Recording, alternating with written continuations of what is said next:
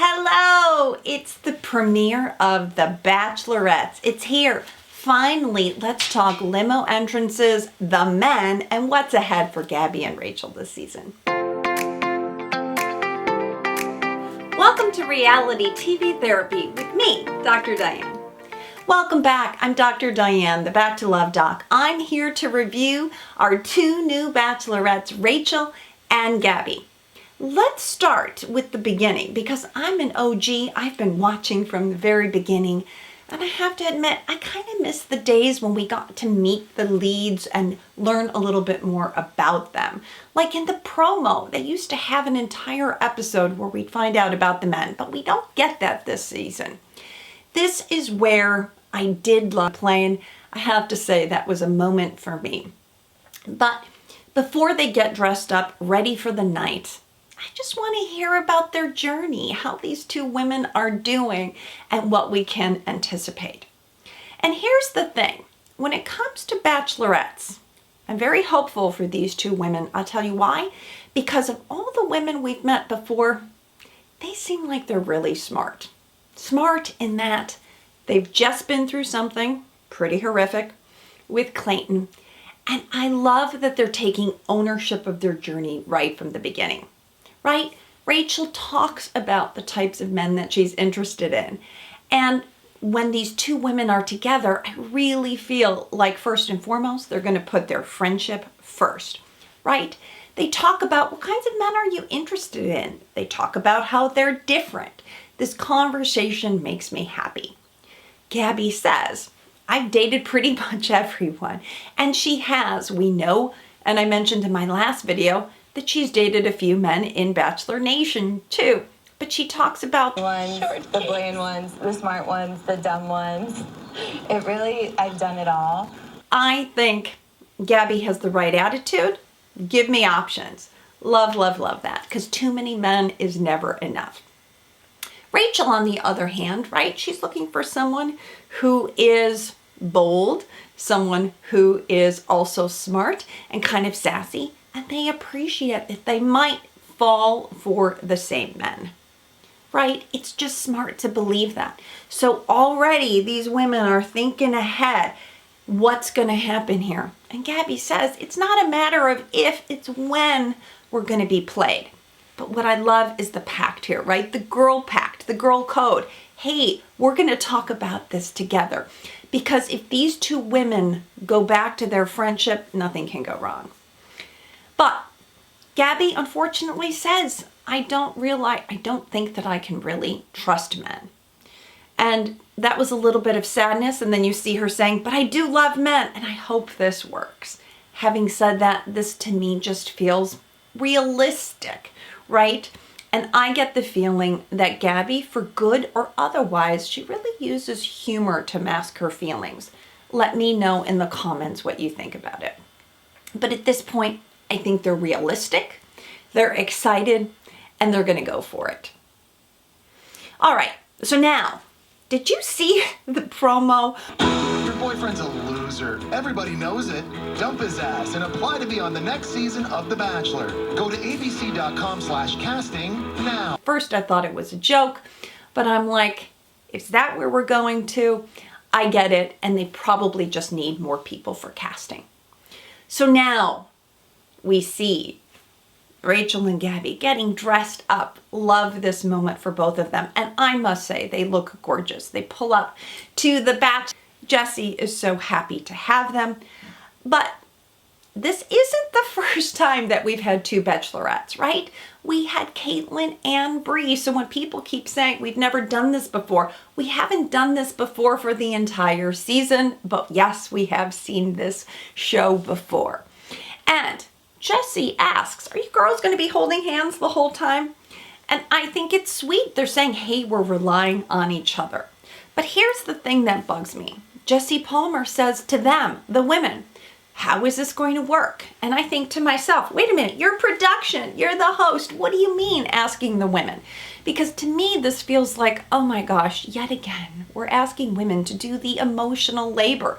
We're asking the women to figure it out. And I really wish they would have been walking into this envelope where production had figured it out. Let me know what you think in the comments about that. Now, before the guys arrive, I want you to pay very close attention to something.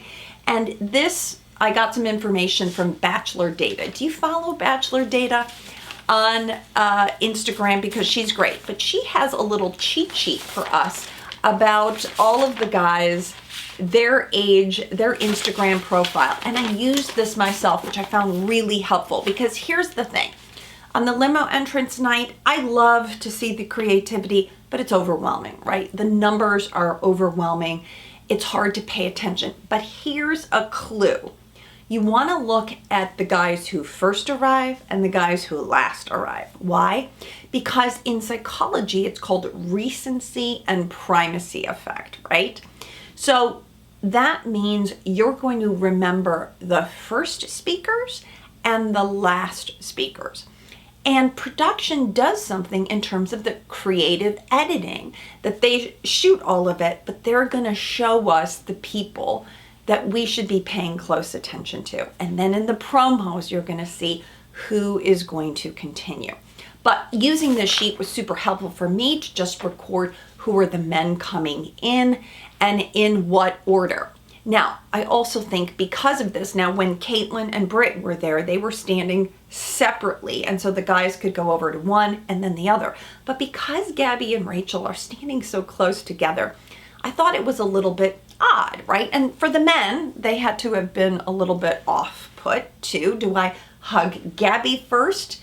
Because if I'm right-handed and she's on the left, it just makes sense I'd go left to right as opposed to right to left.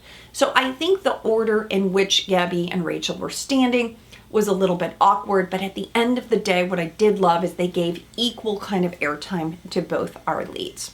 All right, so let's talk about the men finally coming out of the limo. Number one in the position is Zach. Zach, he's tall, adorable. He kind of has a deep voice. He's a tech executive, and he says he's like the luckiest man. He goes in for a hug. I like Zach. Let's pay attention to Zach. Jason, second. Gabby, in particular, he caught her eye. And here's another strategy that I love right from the beginning. These two women already talked about this, right? They said, if there's a guy that you like, say, oh, he's my type. And Gabby says, Jason, he's my type. Jason, what does he say? He says, I'm in love with 3 women. And I appreciate this because it wasn't a complete jab to Clayton, but I'm in love with 3 women, my mother, my sister, my dog. And I thought that was kind of cute. And again, I think Gabby is going to pay attention to Jason. Now, watch for Avon because we see him a lot in the promos. And then he's very close to his family. And I think Rachel's got her eye on Avon. Next up, Jordan H. He was the one who came in with the noise canceling, which I thought was a super cute idea. Not only because it had to do with like the pilot, but I thought this was cute so the women couldn't hear what they were saying. All right, other standouts for me early on out of the limo. Mario, he does this little dance back and forth. I thought that was cute. He showed a lot of confidence. Ethan, the only Asian gentleman juggling 2 women with the balls. Kind of cute. Logan comes in with 2 chicks. Alessandro, who had the attitude, I felt like he was holding the chicks just a little too tightly, but that was Logan. And then we had Quincy. Quincy, who talked that he was being intentional. And did he have to mention that he's been sort of saving himself for sex? But what I love about Gabby is her sense of humor. She's like, and we have not been saving ourselves. So that was just a cute kind of use of humor. Now, after the first, that was like the first 11 people, then we start getting into, and remember, creative editing, where they put the order of this, the next few men start coming in and we start hitting some Clayton jokes. And I want to talk about this because this was a little disturbing to me. So Hayden starts talking about Clayton. Ryan has the clown costumes, as you dated a clown. Johnny next has a goofy joke. And then the choir.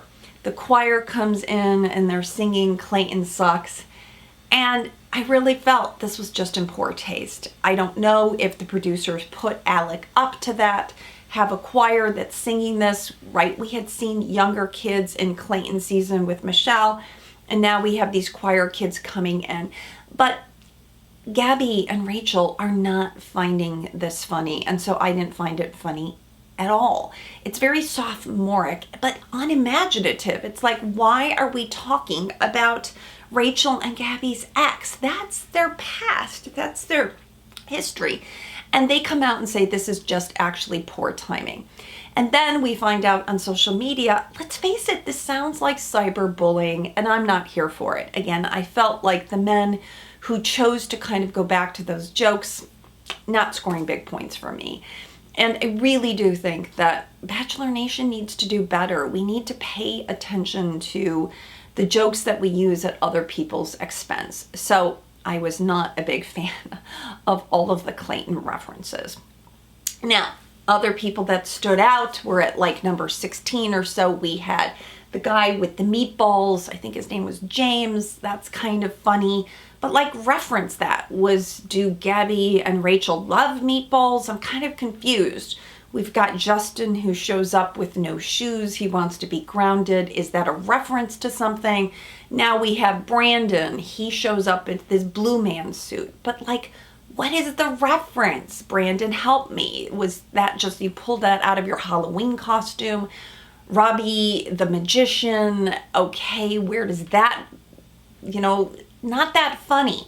Then John messes up their names. He tries to recover and says, well, I'm making a good first impression, but not buying that. Now, finally, we get into sort of the later pack. Okay, so remember, recency, pay attention to the first view and the last view. Now, Tino shows up in a forklift and Rachel says, yes, he is my type, construction worker. I looked deep into it. Rachel's father himself is an engineer, and I think Rachel's just attracted to Tino. He's a tall, good-looking guy. Jacob put into that.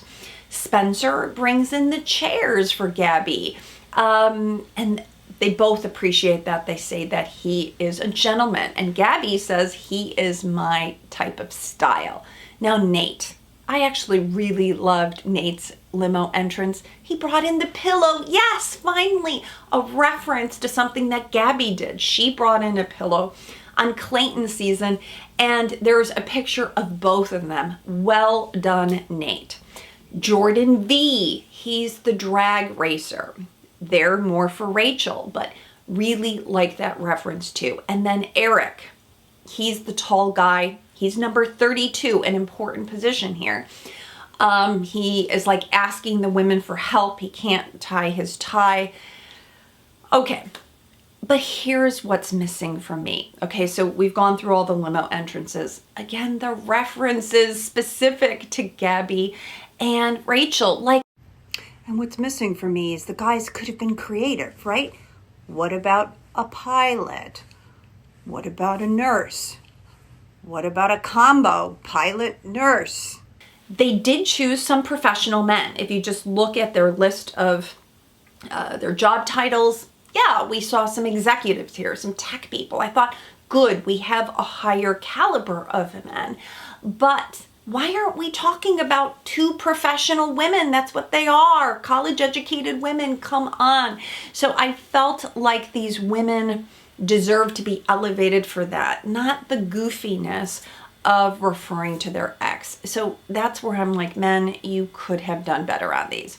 Okay, so that's my rant on the limo entrances. Now we head back into the mansion, and now this is really where the women start to meet the men. They make a toast, which I thought was great, well done. But the men are like, do I grab you first? What do I do? We see the two women, kind of Gabby and Rachel, pulling the twins and the magicians together. And Rachel, bless her heart, she's saying to the twins, tell me how you're different. And Gabby's eyes just tell it all. Gabby, watch for her eye rolling because we're going to see a lot of that. But clearly the twins are not doing it for her. The magician, I think we're trying to make some funny references. And here's another thing. Here was Ryan. Yeah, he brings in the whiteboard and he wants to teach Gabby sort of the Boston speak, which was cute, but he calls her Gabber and shushes her. I'm not up for that. I think Gabby, bless her heart, she is kind-hearted and funny, but I just wondered, like, ugh, does that kind of dig, will that get to her?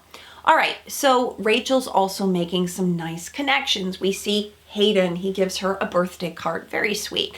Jordan V, he shows her his drag racing car that he drives, 330 miles per hour. He immediately says, I'm here for you. I'm liking this. Tino on the stairs, he wants to help Rachel, who had trouble with the stairs in the past. I really like that reference. Avon lets Rachel know, I'm here for you. I'm going to give it my best. Now, he doesn't kiss her, and I think she's a little bummed by that, but I think these are some nice connections forming. What do I think about Gabby? Well, she kisses Mario. She makes a really nice connection with Eric. Eric's the one with the mullet, and she's talking about her fake hair and her fake tan, and that men are dumb. And I think this is somebody who's picking up on her sense of humor. But she does like the men that are being open and honest, even shirtless Jacob. She's got this funny eye roll that she can't stop looking at his chest. I really love that. So I laughed and I liked that about this limo entrance. Usually we're going back and forth to the host and what do you think? But because they could play off each other, I really liked that.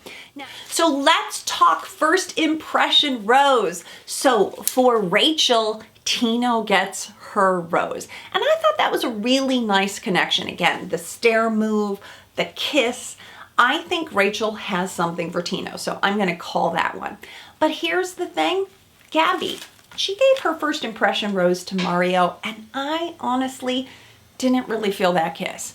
I felt like Gabby was leaning in a little bit more, and Mario was the only one who sort of made a move. But it didn't feel like that was really authentic. And here's what I think about Gabby. I think Gabby, as she says, I don't trust men. She's dated a lot of them. I think Gabby has learned. And she's also been around Bachelor Nation a lot. So I think Gabby gave us this rose as a smokescreen.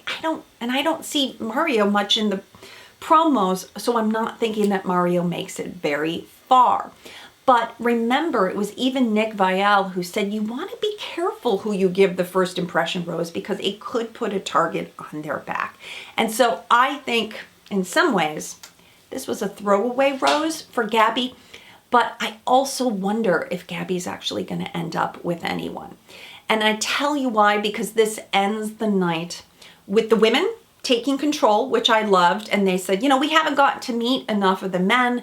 And Jesse says, but if there's anyone you're for sure you don't want to stay, let's send them home. I liked that they took the twins, that they took Robbie and said, listen, we just don't feel it. We're going to send you home. Great. But here's the promo, okay? God, it was jam-packed with a lot, right? And I went through it and watched it a few times. I don't have a great feeling about this because this promo reminds me of the Clayton promo with lots of tears, questioning, should I have done it? Why am I here? I want to see a promo with them in Mexico, which is where they end up at the altar, and we didn't see that. So this is what gave me a little bit of I'm here for all of it, of course, but this is where I do have to wonder, and they say this is the most surprising, not the most dramatic season ever. I don't know. What if Rachel and Gabby choose each other because they're just so fed up with it, and they say, screw the franchise, we get a free trip out of this. So I'm hopeful, right? I'm always hopeful. I want this to end with love. But the way that they're showing us, there's obviously going to be a lot of drama. And I still think that if any two women can rise above this, it's Gabby and Rachel. Oh, time for a reality check. It's time to look in the mirror. What can we learn from this episode in summary? Well, in reality, women want to feel special. They don't want to share. While both Gabby and Rachel know that this can happen, they would really prefer that they didn't. So take a look at what not to do. Because these men are acting like they have all the power. And this strategy is going to fail fast. Men, get it together. Gabby already said that she wants a man who can make a decision. It's sexy. Think about it. These women are already going in a little bit nervous. What if the guy I like likes my best friend? And I've seen people say that I would check out both. Okay, so which one am I gonna choose? Gabby? Is it gonna be Rachel? Can I have both of them? But my advice is, in love, make one choice and stick to it. I am sending them lots of love, lots of roses, but I'd love to know what you think and what you want to see more of. Make sure you subscribe to my channel. I'm going to be dropping a new video every Wednesday to just review. Sometimes I'll talk about attachment styles. Sometimes I'll talk about specific themes. But today we just wanted to go over all of the men and get your impressions.